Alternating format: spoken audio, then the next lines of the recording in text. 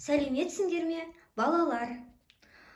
Бұл 5 күндік курста біз сөйлем мүшелерін толығымен меңгеріп шығатын боламыз.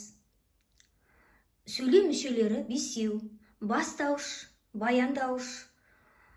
Бастауыш пен баяндауыш сөйлемнің тұрлаулы мүшелеріне жатады. Бастауышсыз сөйлем болуы мүмкін, бірақ баяндауышсыз сөйлем болуы мүмкін емес. Бастауыш пен баяндауышты сөйлемнің ұйытқысы деп айтып жатады. Енді осы 5 күндік курсты толығымен көріп шығуға тырысыңдар, балалар. Өйткені әр күні біз әр сөйлем мүшесін өтетін боламыз.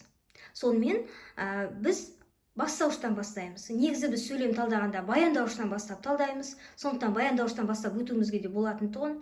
Бірақ негізі кітапта бастауыштан бастап береді. Сондықтан бастауышты бірінші өтеміз. Бастауыш